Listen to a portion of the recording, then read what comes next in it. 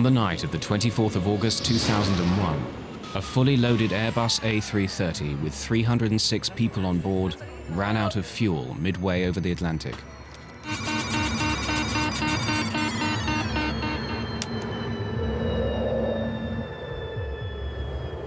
How could a state-of-the-art computerized airliner suffer such a catastrophic failure?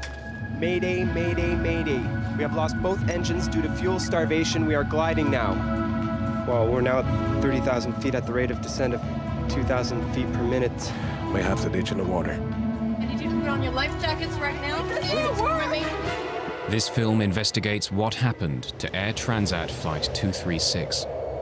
This is it. It's over. You're just gonna die in the next 5 to 10 minutes. And the speed's increasing, 203 knots now. It's way too fast. Everybody, I need you to brace. Oh my God!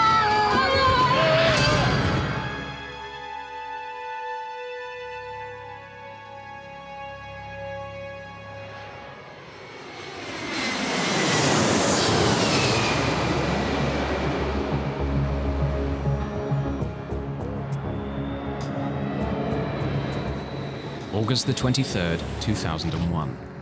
Toronto International Airport is busy. Air Transat is a charter company that has grown rapidly to become one of the largest airlines in Canada. Midsummer brings fewer business travelers and a holiday atmosphere. Air Transat Flight 236 is bound for Lisbon. Most of the passengers are Canadians visiting Europe or Portuguese immigrants heading home.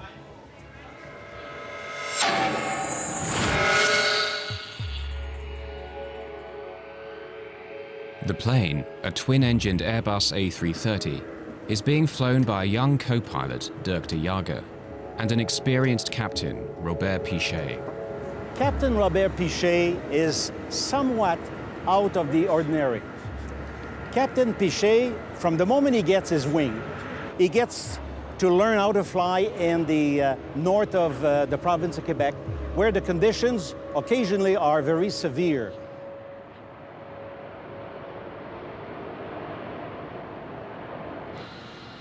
The flight deck of the A330 is ultra-modern. Banks of computers connected to over 100 onboard sensors constantly monitor the operation of the plane. This film reveals how serious problems can arise when the pilots get unusual readings from the computers and begin to distrust them. On this night, the computers assist a smooth takeoff of Flight 236. 36 Heavy, follow A320 Air Canada. Turn left on Romeo and hold short on 24 right. Roger, follow A320 Air Canada, left on Romeo, and hold short of 24 right. With the crew of 13, Flight 236 has 306 people on board.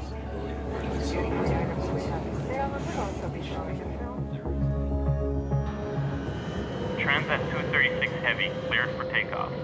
240 at 8, cleared for takeoff, 24 right, Transat 236 Heavy. At 10 minutes past 8, the Airbus A330, loaded with over 47 tons of fuel, left Toronto for Lisbon. V1, rotate.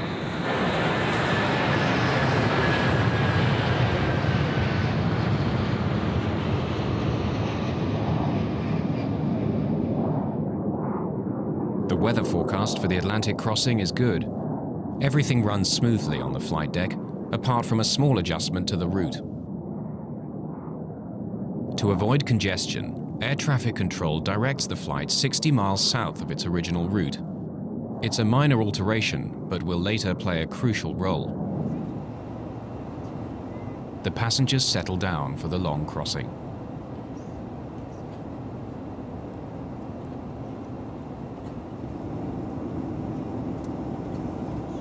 Everything appeared quite normal, and in fact, I had traveled on Air Transat previously and found it not to be very good, and was surprised by the quality of the flight, that it was on time, the plane was newer, and we thought generally it was much better than we had expected it would be.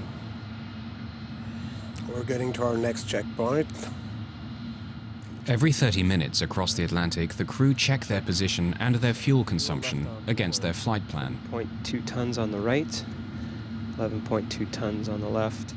Despite the computerized systems, some procedures like checking the fuel on board still need to be done by hand. 0.2 tons.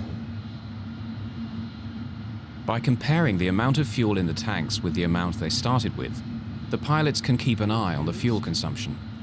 Fuel check complete. Levels normal for the distance flown. All right. For the first 5 hours, everything is routine. The flight crew, Air Transat, and accident investigators have all declined to be interviewed about what happened next. This film uses known facts about the flight's standard emergency procedures and expert opinion to reconstruct what took place on Flight 236.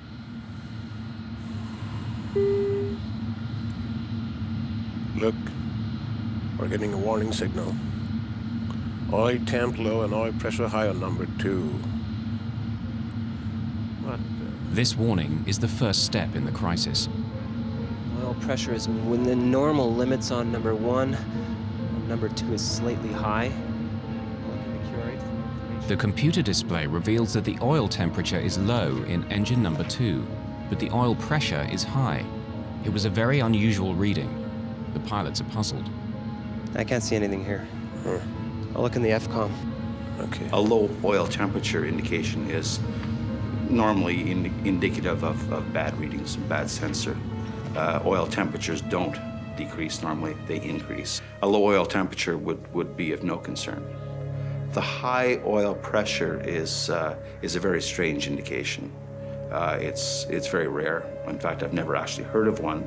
It's only indicative of the contamination normally of the oil with fuel. That's not something that's explained in the manuals. Call the company. The crew contact Air Transat's maintenance group in Montreal. Transat 236 to Mirabel Operations. Mirabel Transat 236. Hi. Hi, we have a little problem. We're getting the warning oil temp low and oil pressure high on the ECAM for engine number 2.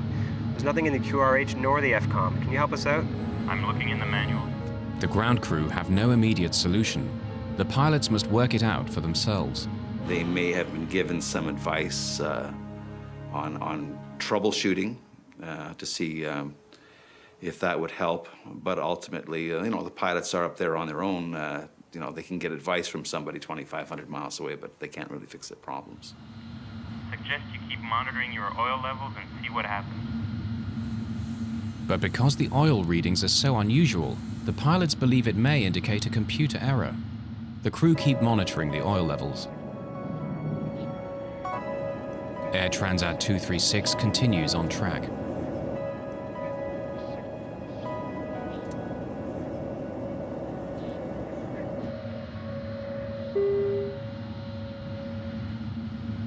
Then, 20 minutes later, a new warning. Fuel imbalance warning. Haven't seen that before. Follow all ECAM action. I have air traffic control. In the Airbus 330, most of the fuel is in large tanks on the wings. The computer has now detected that the fuel level on the right is significantly lower than the level on the left. The crew consults the Airbus flight manual, which recommends transferring fuel through a special cross-feed valve. Fuel will then flow from one tank to the other. But before opening the crossfeed, the pilots must be sure that the fuel imbalance is not caused by a more serious problem, such as a fuel leak. Last fuel check was only 15 minutes ago and it was okay.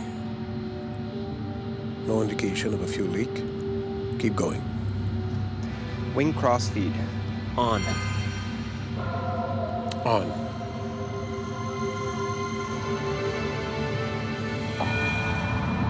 Once you begin a cross-feeding procedure to correct a fuel imbalance, restorative action should commence quite quickly. In other words, the situation would not continue to get worse.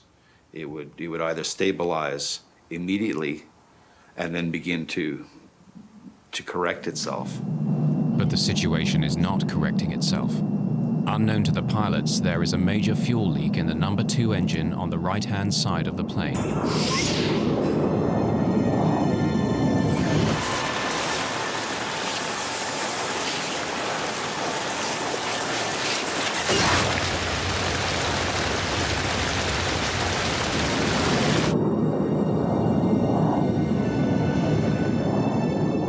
Flight 236 is some 300 kilometers from the nearest land in the mid-Atlantic.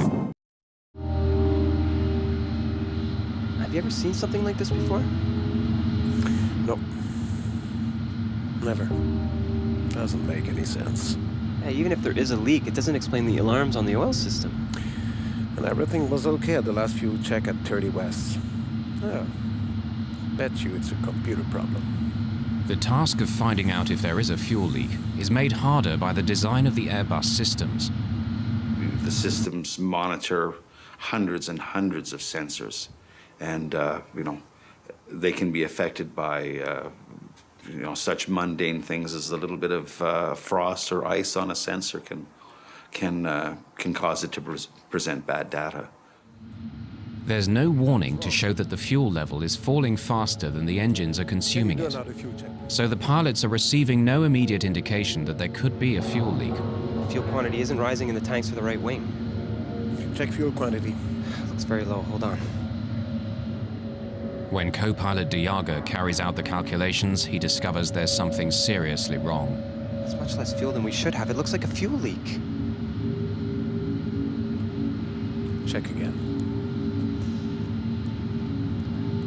Diaga finds a disturbing difference.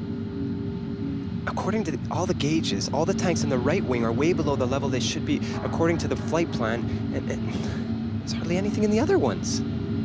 What about the trim tank? There's nothing there either.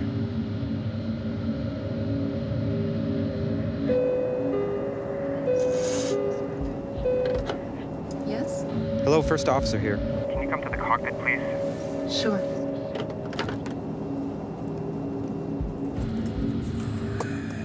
Although Captain Pichet still believes he's dealing with a computer problem, he nevertheless decides to ask for a visual check, just in case, to see if it could be a fuel leak.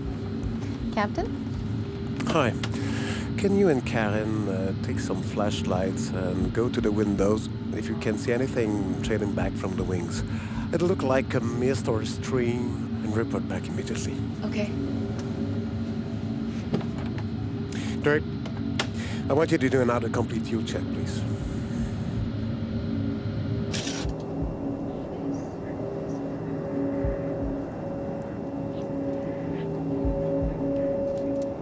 I'm so sorry. In daylight, the fuel pouring out of the back of the wing would have been clearly visible. But in the dead of night, even with a torch, the fuel leaking from the engine is impossible to see.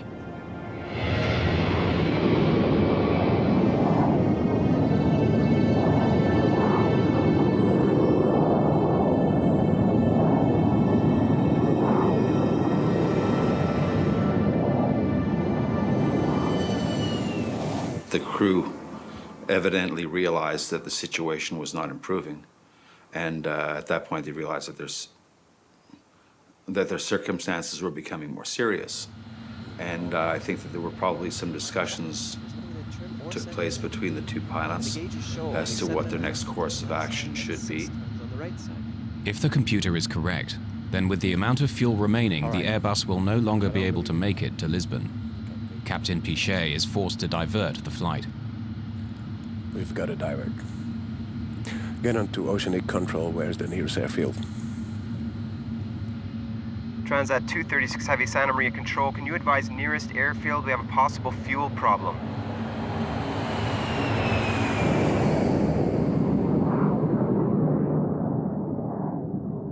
The nearest runway is over 300 kilometers away. But with the fuel remaining, Laget's military airbase on the tiny island of Terceira in the Azores should be within reach. Santa Maria Control, Transat 236 Heavy. Proceed 230, flight level 390 direct.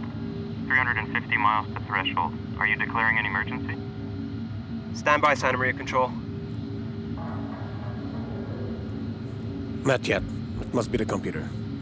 Transat 236 Heavy, Santa Maria Control. No assistance required yet. Flight 236 continues flying south for the next 25 minutes. Everything in the cabin seems normal, but in the cockpit, the fuel readings are getting worse. Must be the computer. I've checked. There's nothing in the trim or center tank. And the gauges show only 7.5. According to the fuel gauges, the plane is using fuel much faster than normal. Whether they believe the gauges or not, the captain has no choice. He must warn air traffic control. We have to declare a fuel emergency. Transat 236 Heavy, Santa Maria Control. Santa Maria Control, Transat 236 Heavy, go ahead. Transat 236 Heavy, declaring fuel emergency.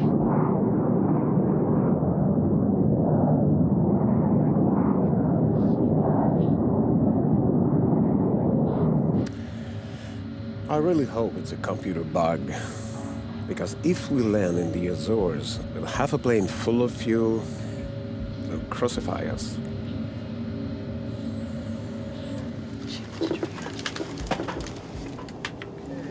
But at 6:13 a.m., less than an hour from the first fuel alarm, the full gravity of their situation strikes home.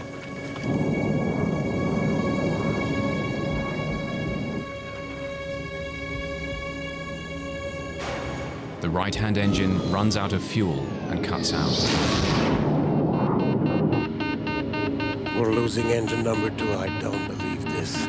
Okay, maximum thrust on number 1. What's going on? What's The happening? lights started flickering on and off, which I thought was kind of odd, strange.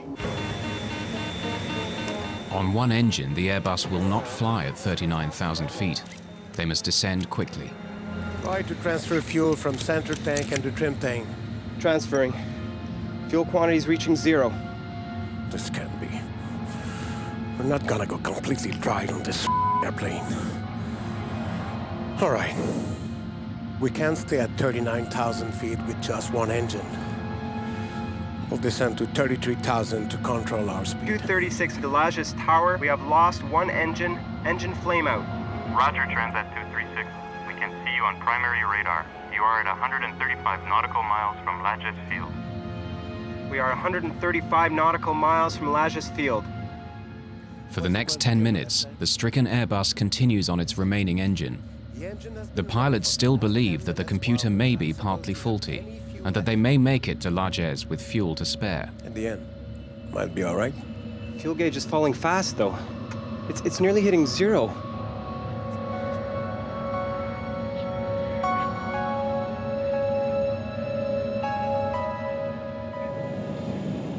But 13 minutes after the right-hand engine cut out, and with 157 kilometers still to go, the left engine begins to fail.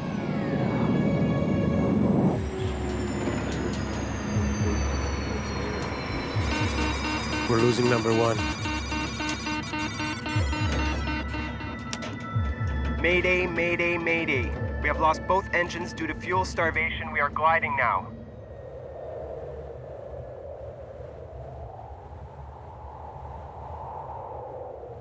One of the most sophisticated airliners of the modern era, carrying 306 passengers and crew, is now nothing more than a giant glider drifting steadily down towards the ocean. List of functions we've lost. We have no more stabilizer. Blue and yellow hydraulic. No ADR 2 and 3. No anti-skid. No reversers. Rudder trim. Radio HF 1 and 2. With the loss of both engines, we have no electrical system. If the engines aren't running, the generators aren't running. So there's no power on the airplane. There is a small device, it's called a ram air turbine. It will deploy from underneath the fuselage near the wing fairing, and it's a small propeller that deploys out the bottom of the fuselage and it spins in the wind. And that small propeller will provide very limited electrical and hydraulic systems to run the aircraft. In other words, although it's a glider, at least it's a controllable glider. Calculate how far we can go with our glide angle, will you? Well, we're now at 30,000 feet at the rate of descent of 2,000 feet per minute. We can hang on for 14 or 15 minutes. What? I don't want to die on our honeymoon. I was just trying to calm her down, like try and reassure her that everything would be okay. It's a very big struggle to stay calm when you're considering your own death. Without power, the plane loses 1,000 feet in height for every 5 kilometers it travels forward. They can reach the Azores, but if the pilots make a mistake, They may face a forced landing in the water. We have to ditch in the water.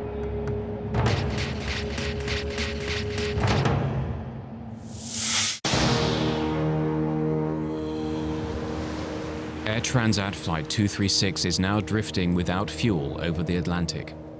Although their initial calculations show that the plane should make it to Lajes, Captain Pichet must now follow standard emergency procedure for a passenger jet over water. Prepare the cabin. The cabin's slowly depressurizing. We need to put our oxygen masks on. The loss of power means the cabin soon depressurizes. Oh.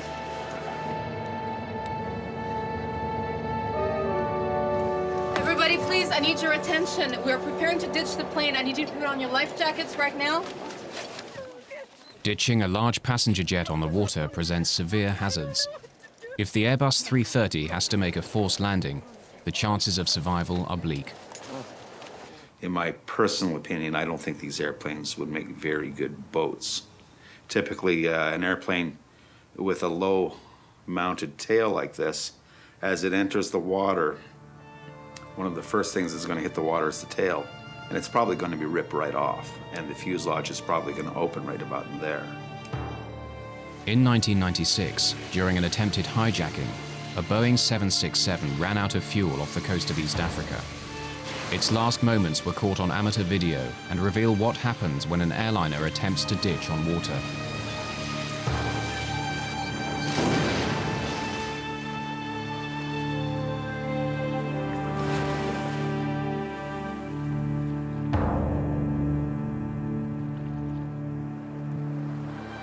Of the 175 people on board the Ethiopian Airways jet, only 50 survived.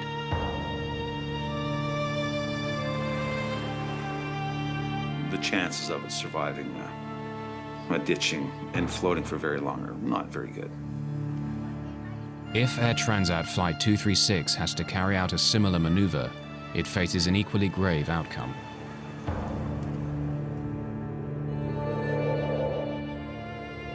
With over 100 kilometers before they reach the Azores, the pilots face a long and difficult maneuver. They need to keep the plane gliding for more than 15 minutes to reach the Azores.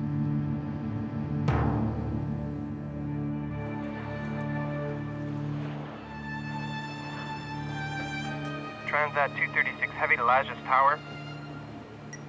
Lajes Tower receiving Transat 236 Heavy. Do you have us On radar, Transat 236.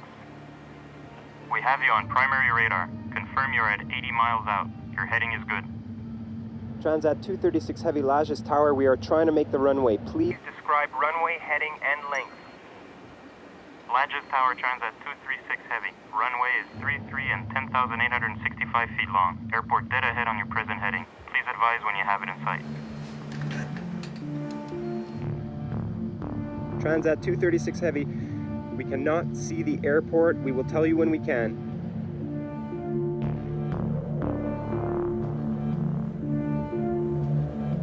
As the minutes tick by, the long wait for those on board is agonizing. That's it. This is it. It's over. They're just gonna die in the next 5 to 10 minutes. I had contemplated the idea that we would die, certainly. And kind of I think in that moment you can accept it more than you think you would accept it. The torture of the whole fact that you're gonna die, which I totally thought I was going to, is worse to me than dying. If I'm gonna die, just kill me now. Just get a gun and shoot me, or just let this plane go down and nosedive into the ocean and then just die instantly. On the ground, emergency services prepare for the crash landing of a fully loaded airliner.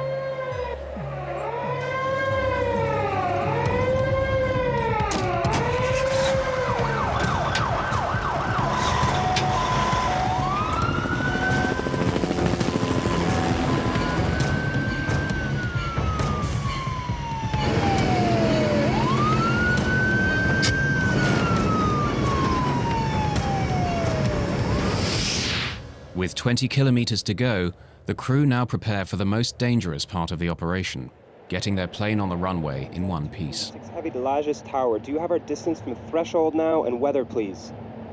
Roger, Transat 236 Heavy. You are 8 miles out according to primary radar. Airspeed 280 knots according to our readings. Visibility unlimited. You should have the airport in sight. Negative, Lajes Tower. Until now, we cannot see the runway.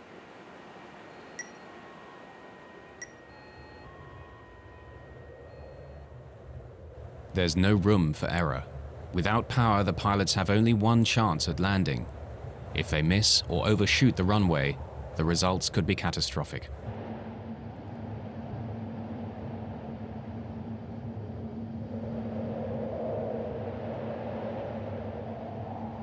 I got it. Just to the right.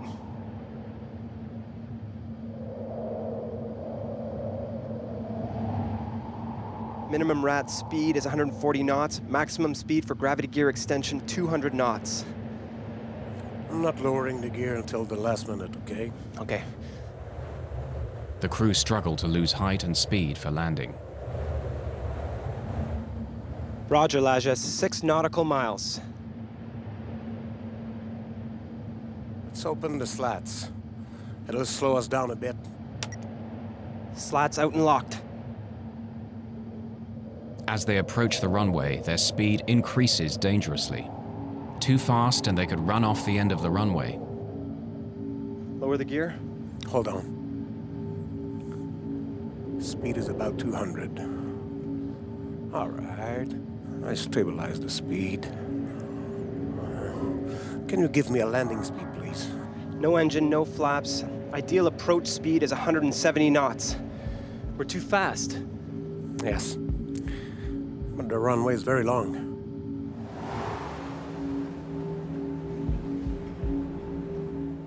Captain Pichet performs a difficult series of swerving maneuvers to slow the plane down for landing.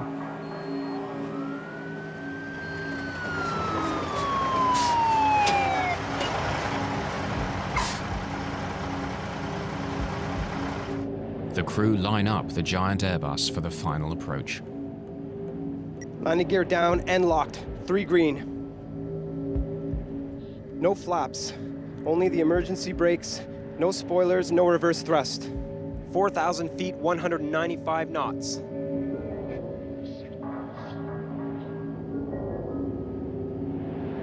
"3,000 feet, 197 knots.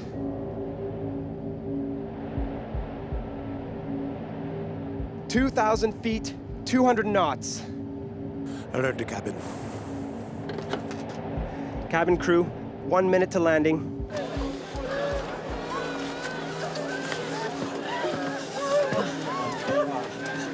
Hang on. Vertical speed at 3,000 feet per minute.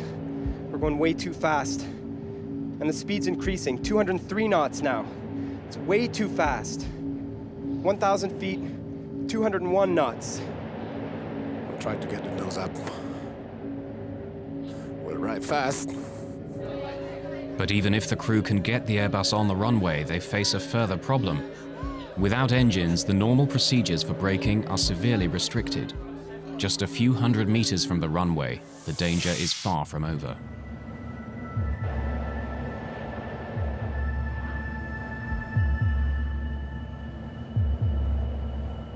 The pilots must land the plane without power and somehow get it to stop.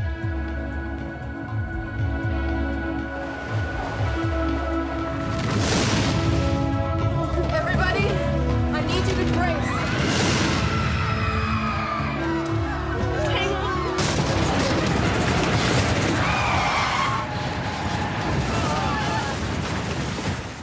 The Airbus lands hard at high speed. Tires have blown! Captain Pichet tries to hold the nose down.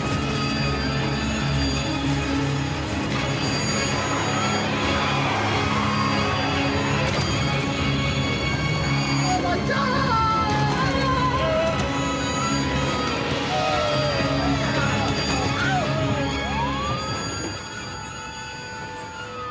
After bursting 8 tires, the plane finally stops in the middle of the runway.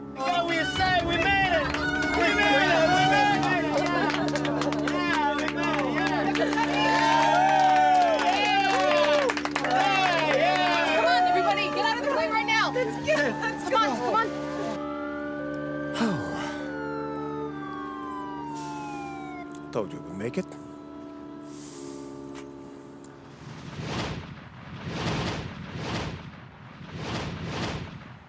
I just wanted to get out of this airplane quickly. I jumped, I hit the ground hard. I don't think my rear end actually even touched the chute at all. I didn't slide down the slide. I ran down it. And they're just, get out, get out, get out. So you're just running out of this aircraft. What in God's name just happened? I fell down to the ground, literally, and I started crying. I mean, once you're off the plane and you're evacuated, you want to know what happened.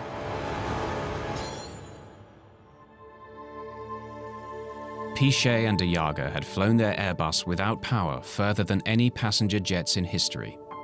As news of their remarkable achievement spread around the world, they found themselves reluctant heroes.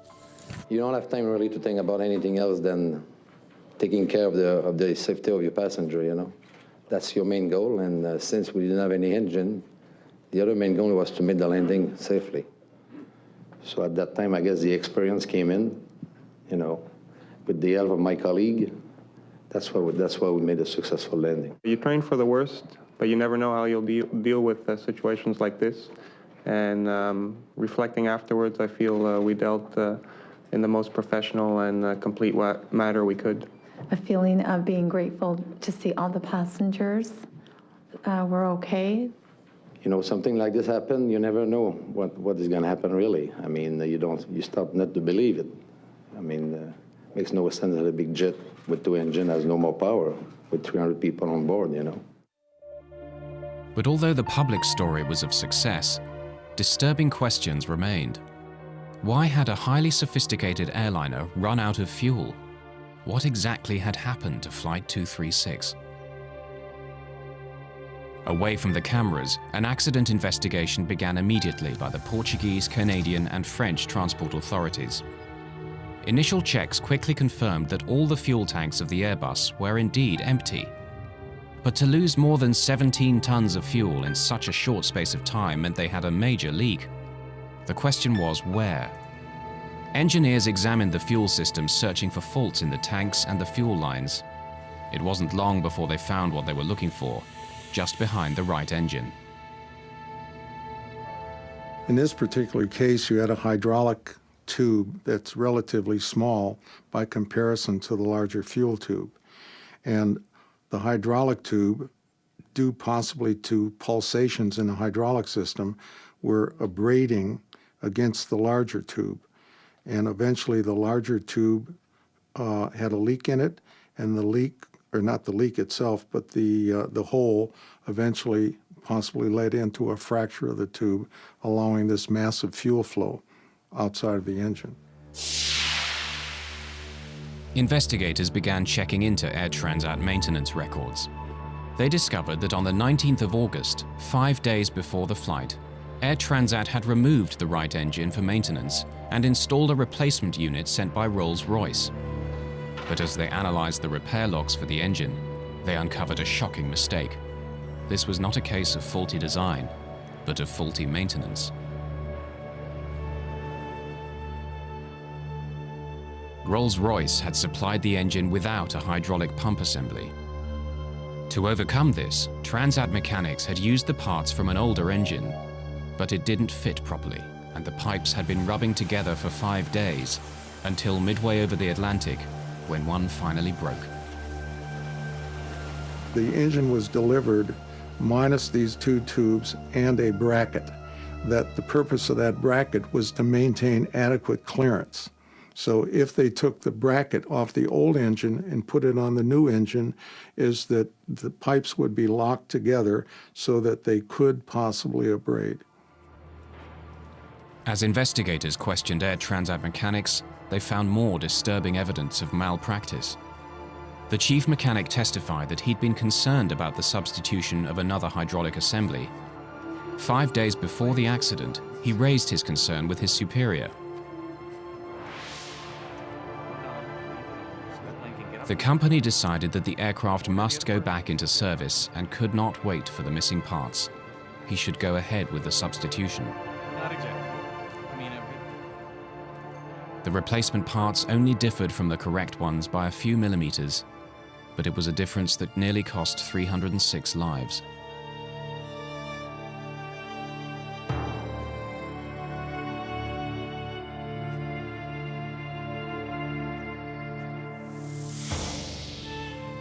A few days after the accident, Air Transat publicly accepted responsibility for the faulty maintenance.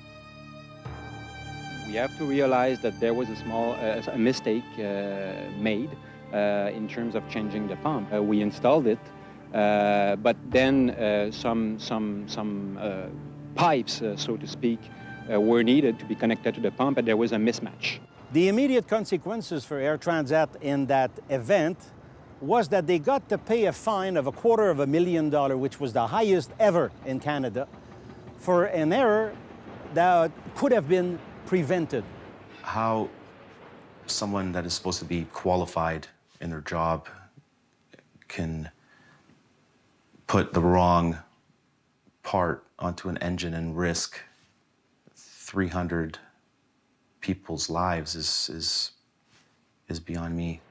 This incident is a very strong reminder that regulation is important and safety is important, and lives will be lost in the absence of that.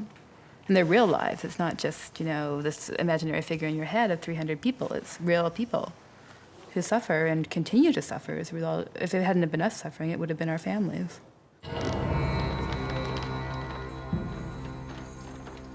This was by no means the end of the story. Investigators now turned their attention to the cockpit itself.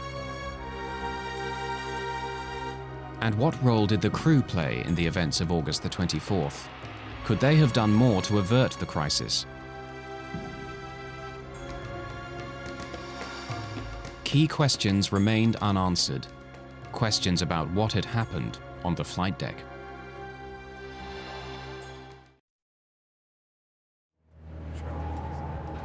The Transport Canada investigation into Air Transat Flight 236 discovered that basic maintenance errors had led to a fuel leak. Air Transat accepted responsibility and were heavily fined. But the focus now turned on the flight deck and the performance of the crew. What part did they play in the fuel loss? Wing crossfeed. On. On. When the crew opened the crossfeed valve to transfer fuel from the left wing tank to the right, they lost 17 tons of fuel in less than 30 minutes. Yet they failed to close the crossfeed valve to prevent further loss. We have lost both engines due to fuel starvation. We are gliding now. In the days after the incident, Captain Pichet and Dirk de Jager were called before the inquiry and asked in detail about their decisions and actions.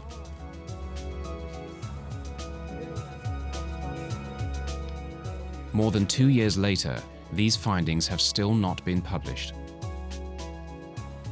What follows are possible explanations for the course of events that night, based on known facts and expert opinion. Oil temp low and oil pressure high on number 2. The warnings of high oil pressure and low oil temperature from the number 2 engine on the right wing would not have led the pilots to suspect that there was already a major fuel leak.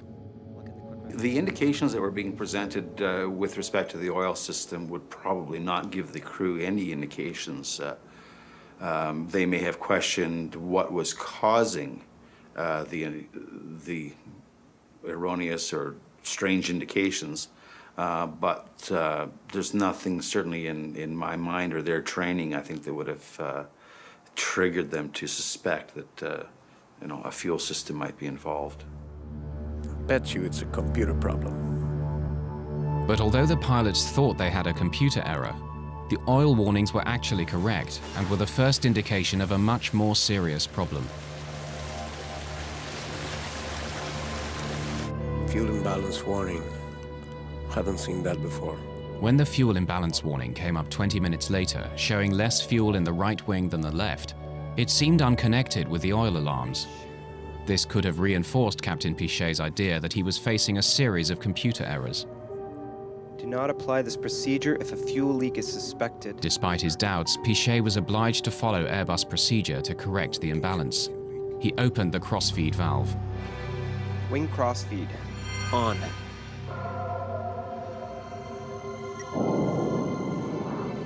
But was following the checklist enough? You just can't idly flip switches in response to commands from the computers and anticipate that all will be well at the end of it. Once the checklist is complete, we can sit there fat, dumb, and happy. That's not the case at all.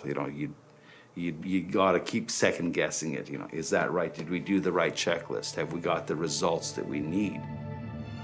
Once the pilots calculated the high rate of fuel loss, they should have suspected a fuel leak. Transat 236 Heavy declaring fuel emergency. We are diverting. By the time they had confirmed the leak, their options were severely limited. Now they had a choice. Do I close the crossfeed and see what happens, or do I leave the crossfeed open as the fuel imbalance checklist has dictated, and maybe the situation will correct itself? The crew wasn't really sure. Captain Pichet believed for a long time he was facing a computer error. It was only when the engines stopped that he had to accept that the fuel leak was genuine. The technological complexity of modern aircraft can help to make them safer and more reliable. But it can also lead to the problems that nearly brought catastrophe to Air Transat Flight 236. Discrepancies in replacement parts led to a fuel leak. Distrust in the computers led the crew to misread the situation. These errors combined to have huge implications. Only because air traffic control initially sent the plane 60 miles south to avoid congestion was Flight 236 close enough to the Azores when the crisis struck. Otherwise, it would have had to ditch in the ocean. The investigation remains unpublished. Airbus blames the pilots for mishandling the fuel leak. Robert Pichet and Dirk de Jager continue to fly with Air Transat. In August 2002, they received one of the highest honors of the Airline Pilots Association for the longest glide ever accomplished in a passenger airliner. After the accident, Airbus modified its checklist in the event of fuel imbalance. From now on, the computer checks all the fuel levels on board against the flight plan. It now gives a clear warning if more fuel is being lost than the engines can consume.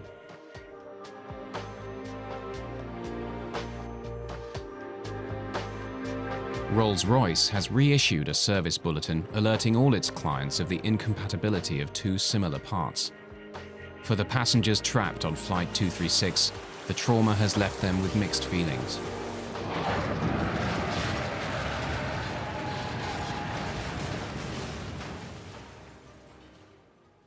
Whatever the circumstances are, the pressure that he was under is tremendous. He got that plane down safely, only blew out 8 of the 12 tires and saved 300 people.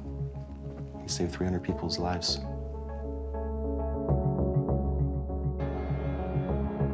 Captain Pichet saved our lives, and whether or not he made an error or if there was a failure of a computer, it doesn't really matter because we're alive.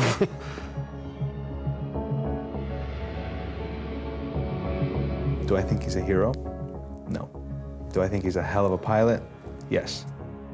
Thank God the islands of the Azores were there and basically saved our lives. But if that fuel pump broke 5 minutes beforehand, we would have ended up into the water, and I probably wouldn't be here to tell the story.